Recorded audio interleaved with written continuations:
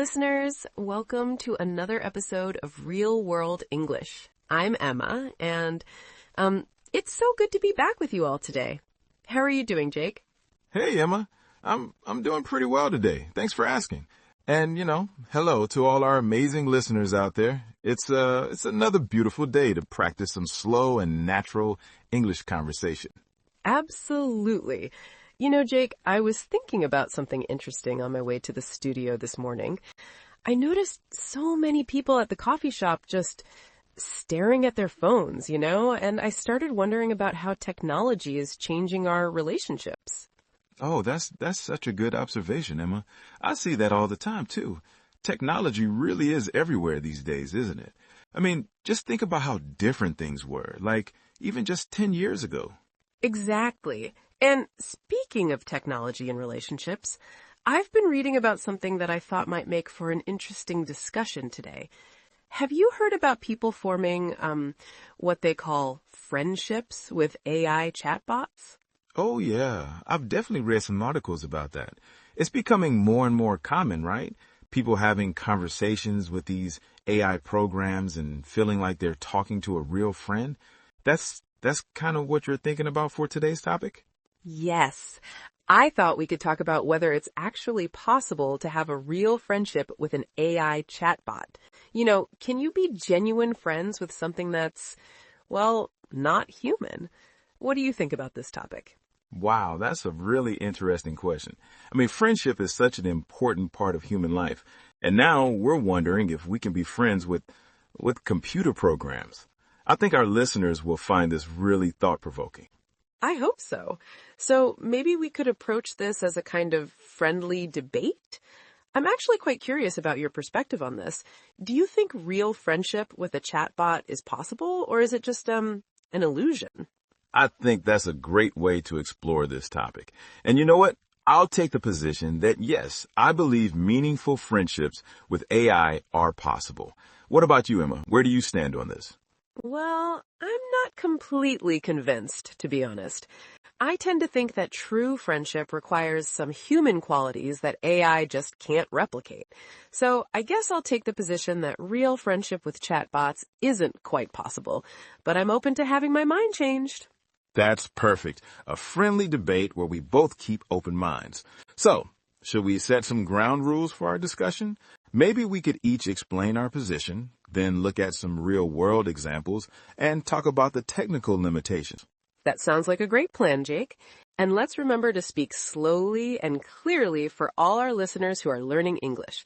So, would you like to start by explaining why you think real friendship with a chatbot is possible? Sure thing, Emma. So, when I think about friendship, I consider what the core elements are.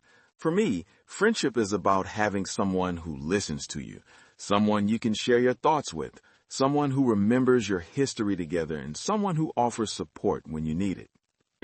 Those are definitely important aspects of friendship. Right. And modern AI chatbots can actually do all of those things. They listen to what you tell them. They remember your previous conversations. They can offer support and encouragement, and they're available whenever you need them. That's true. They are designed to do those things. But isn't there something, I don't know, deeper about human friendship that can't be programmed? Well, that's where it gets interesting. I've read studies about people forming genuine emotional connections with AI chatbots. There was this mom in California, for example. I think her name was Shino Sakura. She runs Facebook groups for people who've developed relationships with AI companions. She says she can express feelings to her AI friends that she doesn't share with real people. Wait, she finds it easier to open up to a program than to actual humans? That's fascinating, but also a little concerning, don't you think? I see why you might find it concerning, but think about it this way. Some people find it really difficult to open up to others because they're afraid of judgment or rejection. AI companions don't judge. They create a safe space for expressing yourself. That's a fair point. I hadn't really thought about it that way, but let me explain why I'm skeptical about calling these real friendships. To me, friendship is a two-way relationship between conscious beings who genuinely care about each other.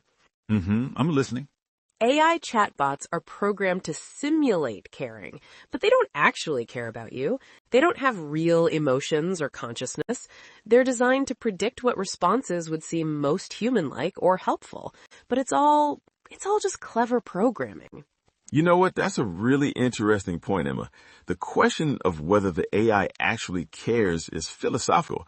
But if someone feels cared for, doesn't that count for something?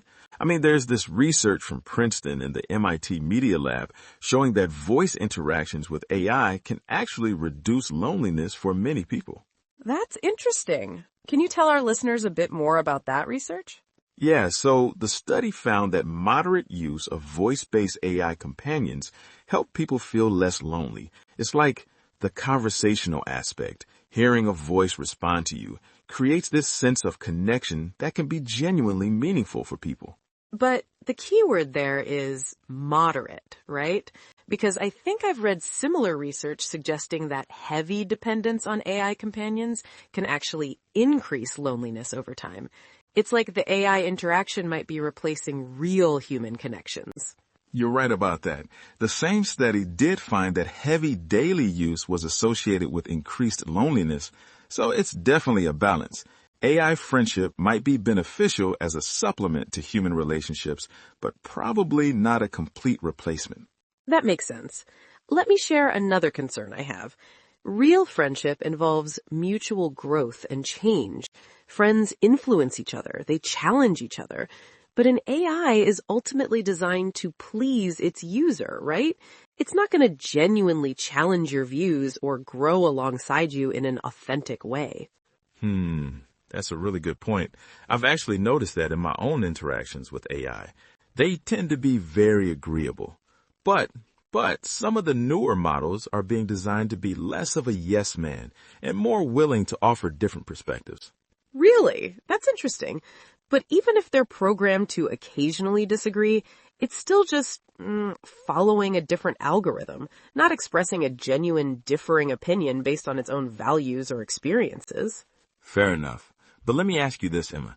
Do you think there are people who might benefit from AI friendship even with those limitations? Like people who are extremely isolated or have social anxiety or maybe live in remote areas? That's actually a really good question, Jake. I do think there could be real benefits for people in those situations. Having some form of interaction, even with an AI, might be better than complete isolation. Right. And there are plenty of real-world examples of this. I read about a man who was going through a difficult divorce. He started talking to an AI assistant, which eventually became more of a companion. He said the AI was steady, present, and consistent when everything else in his life felt chaotic. That's a powerful example. I can see how an AI companion could provide stability during difficult times. But I wonder about the long-term psychological effects. Do we know much about that yet? The research is still pretty new, but there are some concerns about emotional dependency. Psychologists worry that people might develop unrealistic expectations for human relationships after getting used to an AI that's always available and never argues. Yes, that's exactly one of my concerns. Real human relationships involve compromise and sometimes conflict. They can be messy. If someone gets used to the perfect responsiveness of an AI, they might become less tolerant of the normal friction in human relationships. You make a great point there. A psychology expert, I think his name was Dr. Saeed Hill, said something similar. He mentioned that his patients sometimes express a preference for the constant affirmation from their AI companions over the potential for conflict in real relationships. That seems problematic for developing healthy human connections. But let's talk about some of the technical limitations of chatbots, because I think that's another important aspect of this discussion. Definitely. Despite how impressive AI has become, there are still significant limitations.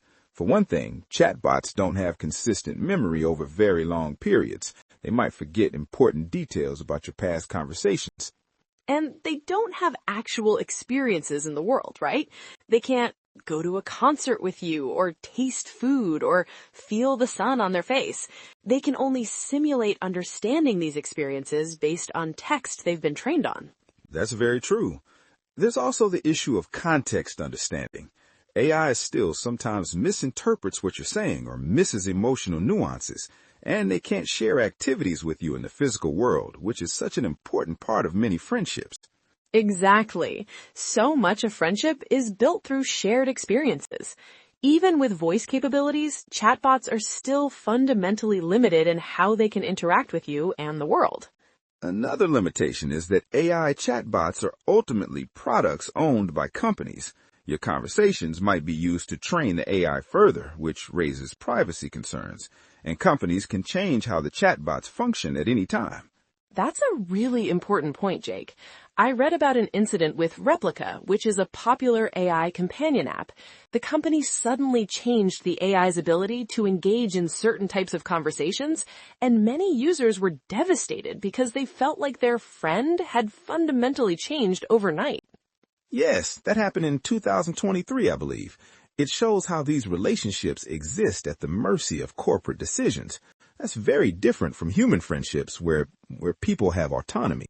It also raises questions about authenticity. In a real friendship, we value that our friend chooses to spend time with us and chooses to care about us. An AI is programmed to interact with you. It doesn't make authentic choices. That's a philosophical question that gets really interesting. Is choice necessary for authentic connection, or is the experience of feeling connected what matters? I mean, some people might argue that humans are also somewhat programmed by our biology and experiences. That's getting pretty deep, Jake. But I think there's still a fundamental difference between a human whose caring emerges from their consciousness and life experiences versus an AI that's simulating caring based on pattern recognition. I can't disagree with that, but I do think there's a spectrum of connection. Maybe AI friendship isn't the same as human friendship, but it could still be meaningful in its own way. Perhaps we need a new category for this type of relationship. That's an interesting perspective. Instead of asking if chatbots can be real friends, maybe we should be asking what unique kind of relationship this is and what role it can healthfully play in people's lives. Exactly. And I think that role might be different for different people. For someone with a rich social life, an AI companion might be just a casual tool. But for someone who's isolated, it could be a meaningful source of support and interaction. You know what? I think I'm coming around to your perspective a bit. While I still have reservations about calling AI relationships real friendships in the traditional sense, I can see how they could be valuable and meaningful connections for some people. And I think I better understand your concerns too. There are real limitations and potential downsides to these relationships that we shouldn't ignore. It's not as simple as saying AI friendships are good or bad. I think that's where we're finding common ground. These relationships exist on a different plane than human friendships, with both unique benefits and limitations. The key is probably being mindful about how we integrate them into our lives. Absolutely. And being aware of the potential for dependency or for them to replace human connections entirely. Maybe the healthiest approach is seeing AI companions as supplements to rather than replacements for human relationships. That makes a lot of sense to me, and I think as this technology continues to evolve, we'll need to keep having these conversations about the role AI should play in our emotional and social lives. Definitely. The technology is advancing so quickly that our understanding of these relationships and their implications is still catching up. It's a fascinating area that brings together technology, psychology, philosophy, and ethics. Well, I have to say, Jake, this has been a really thought-provoking conversation. I've actually learned a lot, and it's made me think about this issue in new ways. I feel the same way, Emma. I think this is one of those topics where talking it through really helps to see different perspectives, and that's what real-world English is all about, right? Having meaningful conversations while learning language. Absolutely. And before we wrap up, we'd love to hear from our listeners about this topic. What do you think? Can you be real friends with a chatbot? Have you ever formed a connection with an AI companion? Yes, please. Share your thoughts in the comments section below. We're really curious to hear your experiences and opinions on this. It'll be amazing to continue this conversation with all of you. And if you have suggestions for future topics you'd like us to discuss, please let us know that as well. Your input helps make this podcast better with each episode.